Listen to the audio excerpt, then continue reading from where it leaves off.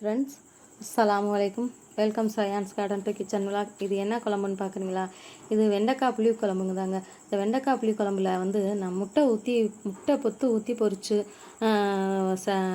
குழம்பு ரெடி பண்ணியிருக்கேங்க. இது வந்து அவ்வளோ ஒரு டேஸ்ட்டாக இருக்கும். இந்த வெண்டைக்காய் புளி குழம்புல வந்து முட்டை பொத்து ஊற்றுறா நம்ம பொரித்து சாப்பிட்றத விட இந்த மாதிரி பொத்து ஊற்றி சாப்பிட்றது அவ்வளோ ஒரு டேஸ்ட்டு, அவ்வளோ நல்லா இருக்குங்க. இது எப்படி பண்ணணும், எப்படி செய்யணுங்கிறது உங்களுக்கு தெரியலையா? கவலைப்படாதீங்க, அதை சொல்லித்தரத்தான் நான் இருக்கேன். வாங்க ஃபஸ்ட்டு வந்து நம்ம வதக்கி அரைக்கிறதுக்கு உண்டான வேலையை பார்ப்போம். இப்போ ஒரு கடாயை வந்து அடுப்பில் வச்சு 2 ஸ்பூன் வந்து நல்லெண்ணெய் எடுத்துப்போம். இந்த எப்போவுமே புளி குழம்புக்கு காரக்குழம்புக்குலாம் நல்லெண்ணெய் யூஸ் பண்ணுறது தான் நல்லது. 200 கிராம் சின்ன வெங்காயம் எடுத்து அதை 2 பகுதியாக பிரித்து 100 கிராம் போட்டுக்கிட்டேன். ஒரு 15 பல்லு பூண்டு, மீடியம் சைஸு தக்காளி, 2 தக்காளி, இதை 3ஐயும் ஒன்றா போட்டு எண்ணெயில் ஒன்றாவே வதக்கி விட்ருவோம்.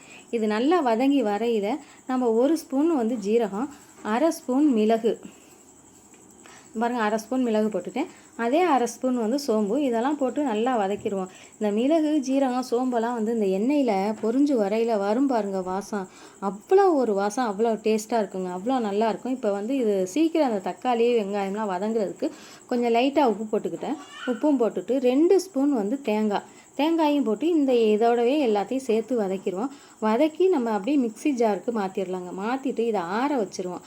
ஆற வச்சுட்டு அதுக்கப்புறம் என்னங்கிறத பார்ப்போம். இங்கே பாருங்க, நான் வந்து இப்போ ஃபஸ்ட்டு மிக்ஸி ஜாருக்கு மாற்றிடுறேன். மிக்ஸி ஜாரில் மாற்றிட்டு இதுக்கு அடுத்து நம்ம என்ன பண்ணணுங்கிற ஸ்டெப்பை சொல்கிறேன். இப்போ நான் வந்து 1/4 கிலோ வெண்டைக்காய் எடுத்து நல்லா அலசி கழுவிட்டு துணியில் தொடச்சிட்டு க்ளீன் பண்ணி கட் பண்ணி வச்சுருக்கேன். கட் பண்ணி வச்சுட்டோம். அதே நம்ம வெங்காயம் தக்காளி வதக்குனோம்ல, அதே கடாயில் வந்து கொஞ்சம் ஒரு 1/2 ஸ்பூன் எண்ணெயை விட்டுட்டு இந்த வெண்டைக்காயை நல்லா வதக்கிடுவோங்க. இந்த வெண்டைக்காய் வந்து நம்ம எண்ணெய் விட்டு வதக்கிட்டு நம்ம குழம்புல போடையில் நல்லா அந்த வளவளப்புலாம் இல்லாமல் இருக்கும். அதுவும் வெண்டைக்காய் அடுப்பில் வதங்கிக்கிட்டு இருக்கு. இப்போ வந்து குழம்புக்கு ரெடி பண்ணிடுவோம். இப்போ கடாயை வச்சுட்டு 3 ஸ்பூன் வந்து நல்லெண்ணெய் ஊற்றிட்டு ஒரு 1/4 ஸ்பூன் வந்து வெந்தயம், அதே 1/4 ஸ்பூன் ஜீரகம், 2ஐயும் போட்டு பொரிய விடுவோம். நம்ம கடாய் வந்து இந்த ஜீரகம், வெந்தயம், சோம்பெல்லாம் வந்து தாளிக்கையில் கடுகெல்லாம் போட்டு தாளிப்போம்ல, அப்போங்க வந்து அனலை வந்து ஓவராக வச்சு எண்ணெய் ரொம்ப ஹீட்டான அதுக்கப்புறம் போட்டோம்னா அம்புட்டு கருகி போயிருங்க. அனல் கம்மியாக இருக்கையில் வந்து மிளகு, அந்த வெந்தயம், ஜீரகம் இதெல்லாம் போட்டு தாளிக்கணும். எப்போவுமே வந்து நம்ம அனல் கம்மியாக வச்சுட்டு போட்டாக்கா நம்ம அது பொரிஞ்சு வர்றதுக்கு நல்லாயிருக்கும், கருகிராமல் இருக்கிறதெல்லாம் ஒரு சின்ன சின்ன டிப்ஸு தான்.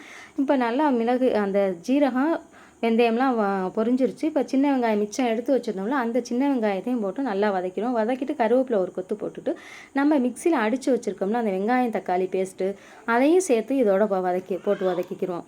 இந்த போட்டு நல்லா ரொம்பலாம் போட்டு வதக்கணுங்கிற அவசியம் இல்லை, ஏற்கனவே நம்ம வந்து வதக்கி தான் வச்சுருக்கோம். இப்போ வந்து 1/4 ஸ்பூன் மஞ்சள் தூள், 1/2 ஸ்பூன் மிளகாத்தூள், இது வீட்டில் நாங்கள் வந்து அரைச்ச தனி மிளகாத்தூள் தாங்க. இங்கே பாருங்கள், காமிக்கிறேன், உங்களுக்கு எடுத்து காமிக்கிறேன் பாருங்கள். இது தனி மிளகாத்தூள் தான். இந்த மசாலா தூள்கள்லாம் வியாபாரம் பண்ணிகிட்ருக்கோம். கேட்குறவங்களுக்கு ஆர்டர் போட்டு கொடுத்துருக்கோம். இது குழம்பு மல்லித்தூள், 1/2 ஸ்பூன் குழம்பு மல்லித்தூள் போட்டுட்ருக்கோம். இதெல்லாம் எங்கள் வீட்டிலே நாங்கள் தனிப்பட்ட முறையில் எங்களுக்கு ரெடி பண்ணுறது. எங்கள் வியாபாரத்துக்கும் இதை கொடுத்துட்ருக்குறோங்க.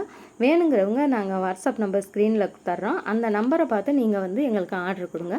இப்போ பாருங்கள், நல்லா போட்டு எல்லாம் வதக்கியாச்சு. வதக்கினதுக்கப்புறம் நம்ம வந்து புளி, ஒரு லெமன் சைஸு புளி எடுத்து அதையும் நல்லா கரைச்சிட்டு தோலெல்லாம் எடுத்துட்டு கரைச்சி வச்சுருக்கிறேன். அதையும் எடுத்து சேர்த்துட்டு இந்த குழம்பு கொதிக்கிறதுக்கு உண்டான தேவையான அளவு தண்ணி ஊற்றணும். இப்போ நம்ம அந்த மிக்சியில் மசாலாவெலாம் அடித்தோம்ல, அந்த இதையும் வந்து தண்ணி ஊற்றி அலசி வச்சுட்டு எக்ஸ்ட்ரா அந்த தண்ணியை ஊற்றிட்டு எக்ஸ்ட்ராவும் தண்ணி ஊற்றி எல்லாம் கொதிக்க விடுவோம். நல்லா கொதிக்க விடணும். இங்கே பாருங்கள், எக்ஸ்ட்ரா தண்ணி ஊற்றியாச்சுங்க. ஊற்றிட்டு அதை வந்து கொதிக்க விடணும். ஏன்னா கொஞ்சம் நம்ம வந்து மண் சட்டியில் சமைக்கிறதுனால இந்த மாதிரி குழம்புக்கெல்லாம் வந்து கொஞ்சம் தண்ணியை வந்து எக்ஸ்ட்ரா தான் கொடுக்கணும். ஏன்னா நம்ம தண்ணி இன்னும் கொஞ்சம் எக்ஸ்ட்ரா கொடுத்தோம்னா தான் அந்த மண் சட்டியில் உள்ள ஹீட்டில் வந்து தண்ணி வற்றி வரையில் கரெக்டாக இருக்கும். இப்போ குழம்பு பாருங்கள், ஒரு 5 நிமிஷத்தில் கொதிச்சிருச்சு. 5 நிமிஷத்தில் கொதிச்சதுக்கப்புறம் இப்போ வந்து நம்ம வதக்கி வச்சுருக்க வெண்டைக்காயை எடுத்து போடுவோம். வெண்டைக்காயை போட்டு ஒரு நல்லா 2 கொதிச்சதுக்கு அப்புறம் வந்து உப்பு, புளி, காரம் எல்லாத்தையும் செக் பண்ணணும். பார்க்கணும். ஏன்னா எந்த குழம்பு போட்டாலும் நம்ம காய் போடுறதுக்கு முன்னாடியே நம்ம உப்பு காரம்லாம் செக் பண்ணோம்னா தெரியாது.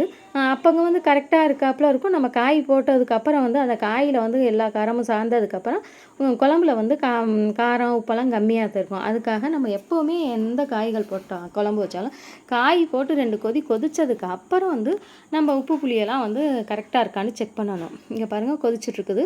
நான் இப்போ வந்து பார்க்குறேன். இந்த பாருங்கள் செக் பண்ணி பார்த்தேன். கொஞ்சம் எனக்கு உப்பு மட்டும் கம்மியாக இருந்துச்சு. உப்பு போட்டுக்கிட்டேன். உப்பு போட்டு நான் அதை திருப்பியும் கொதிக்க வச்சுக்கேன். இங்கே பாருங்கள் குழம்பு மல்லித்தூள், குழம்பு மிளகாய்த்தூள், தனி மிளகாய்த்தூள், பச்சை மல்லித்தூள், தாளிக்கரியான தூள், சாம்பார் பவுட்ரு, ரசப்பொடி, சாம்பார் பொடி, இட்லி பொடி, பூண்டு பொடி, கருவேப்பிலை பொடி இதெல்லாம் வந்து நாங்கள் சுத்தமாகவும் சுகாதாரமாகவும் ரெடி பண்ணி கொடுத்துட்ருக்கோம். அது மட்டும் இல்லாமல் அரிசி வடகம், கூழ் வடகம் இதெல்லாம் வந்து ஆர்டர் பேரில் ரெடி பண்ணி கொடுத்துட்ருக்கோங்க. யாருக்கு தேவையோ அந்த ஸ்க்ரீனில் தெரிகிற வாட்ஸ்அப் நம்பருக்கு கான்டாக்ட் பண்ணுங்கள். நாங்கள் கொரியர் மூலமாக உங்களுக்கு அனுப்பி வைப்போம். நீங்கள் இந்த நம்பருக்கு கான்டாக்ட் பண்ணாங்க விவரம் தெரிஞ்சுக்கலாங்க. இப்போ தேவைப்படுறவங்க ஆர்டர் கொடுங்க. இப்போ பாருங்கள் நல்லா கொதிச்சு வெண்டைக்காயும் போட்டு நல்லா அனல் கம்மியாக வச்சுருக்கேன். நல்லா தண்ணியெல்லாம் வற்றி கொதிச்சு வந்துருச்சு. நல்லா குழம்பு வந்து எண்ணெயெல்லாம் பிரிஞ்சு பாருங்களேன் எந்த அளவுக்கு எண்ணெய் பிரிஞ்சு வந்திருக்குதுன்னு. இப்போ வந்து நான் வந்து இதில் முட்டையை வந்து உடச்சி ஊற்ற போகிறேங்க. நான் 3 முட்டை எங்கள் வீட்டில் 3 பேருக்கு தகுந்தாப்புல 3 முட்டை எடுத்து வச்சுருக்கேன். இந்த முட்டையை எடுத்து ஒரு குழிக்கரண்டியிலையோ இல்லாட்டி ஒரு சின்ன பாத்திரத்துலையோ எடுத்து இந்த மாதிரி உடச்சி பார்க்குறது நல்லது. உடச்சி பார்த்துட்டு இந்த முட்டையை அப்படியே ஒரு சைடில் வந்து மெதுவாக ஊற்றணுங்க. டக்குன்னு ஊற்றி இப்போ கரண்டியை போட்டு கலக்கணும்னாக்கா எல்லாம் ஒன்றா கலந்து போயிடும். அதனால் வந்து இப்படி கரண்டியில் ஒரு கேப் விட்டு கொஞ்சம் கொஞ்சமாக இடம் தள்ளி ஊற்றி வைக்கணும். ஊற்றி அனலை கம்மியாக வச்சிடணும். அனல் வந்து வேகமாக ஸ்பீடாக வந்தாக்கா முட்டையெல்லாம் கலங்கி எல்லாமே அப்படியே சல்லியாக உதிர்ந்து போயிடும். அதனால் அனல் எப்போவுமே வந்து முட்டை பொத்து ஊற்றுனதுக்கப்புறம் அனல் கம்மியாக தான் வைக்கணும். இங்கே பாருங்கள் 5 நிமிஷம் சென்று பார்க்குறேன். அனல் பாருங்கள், அடுப்பு பாருங்கள், குழம்பு எந்த அளவுக்கு கொதிச்சுட்ருக்குதுன்னு பாருங்கள். இங்கே பாருங்கள் நம்ம ஊற்றின முட்டையெல்லாம் பார்த்தா வேக ஆரம்பிச்சிருக்குது. இந்த லெவலில் பாதி வெந்துருச்சு. இப்போ வந்து அடுப்பை வந்து ஆஃப் பண்ணி வச்சுருவோம். ஆஃப் பண்ணி வச்சுட்டு ஒரு அப்படியே 10 நிமிஷம் அதிலே இருக்கட்டும். அந்த சட்டியுடைய அனல்லே வந்து எதுவாக இருந்தாலும் அந்த வெந்துடும். இப்போ பாருங்கள் அந்த அடுப்பை ஆஃப் பண்ணி தான் இருக்குது. திறந்து பார்க்குறோம் பாருங்கள். அந்த நம்ம போட்டோம்ல அந்த முட்டையெல்லாம் பாருங்கள் நல்லா சைடெல்லாம் வந்து நல்லா வெந்திருக்குது. இப்போ பாருங்கள் கரண்டியால் எடுத்து காமிக்கிறேன் பாருங்கள் எந்த அளவுக்கு வெந்திருக்குதுன்னு பாருங்கள். வேகாமையெல்லாம் இல்லைங்க, அவ்வளோ அழகாக இருக்குதுங்க. இது அப்படியே ஒரு ஆளுக்கு ஒவ்வொரு முட்டைங்கிற பேரில் எடுத்து வச்சிடலாம். எடுத்து வச்சுட்டு நான் வந்து இதுக்கு வந்து ஒரு சைடிஷ்லாம் ஒரு சும்மா எதுவுமே தேவையில்லை, முட்டையே போதும். அப்படியே இதெல்லாம் முட்டை நாங்கள் வந்து வீட்டில் அன்றைக்கி வந்து சவுச்சு பருப்பு கூட்டு தாங்க செஞ்சுருந்தோம். அதுக்கு தான் இந்த வந்து புளிக்குழம்பு செஞ்சுருந்தோம். அவ்வளோ ஒரு டேஸ்ட்டாக இருந்துச்சுங்க சாப்பிட்றதுக்கு. இவ்வளோ அழகான அவ்வளோ டேஸ்ட்டாகவும் இருக்கும். இங்கே பாருங்கள் இதே மாதிரி நீங்களும் செஞ்சு சாப்பிட்டு பாருங்கள். அந்த இது வெண்டைக்காய் குழம்புல மட்டும் இல்லைங்க, வத்த குழம்புலையும் முட்டை பொத்து ஊற்றலாம். நாங்கள் வந்து கத்திரி வத்தல் போட்டு ஊற்றுவோம், கருணக்கிழங்கு போட்டு ஊற்றுங்க. அதுலலாம் வந்து இது மாதிரி பொத்து ஊற்றி தாங்க நாங்கள் அவ்வளோ ஒரு டேஸ்ட்டாக இருக்கும். இதே போல் நீங்களும் சமைச்சு சாப்பிட்டு பாருங்கள். இந்த வீடியோ உங்களுக்கு பிடிச்சிருந்தா எனக்கு சப்ஸ்கிரைப் பண்ணுங்கள், சப்போர்ட் பண்ணுங்கள். என்னுடைய வீடியோவை முதல் முறையாக பார்க்குறவங்களா இருந்தாக்க எனக்கு சப்போர்ட் பண்ணுங்கள். இதே போல் சூப்பரான வீடியோவில்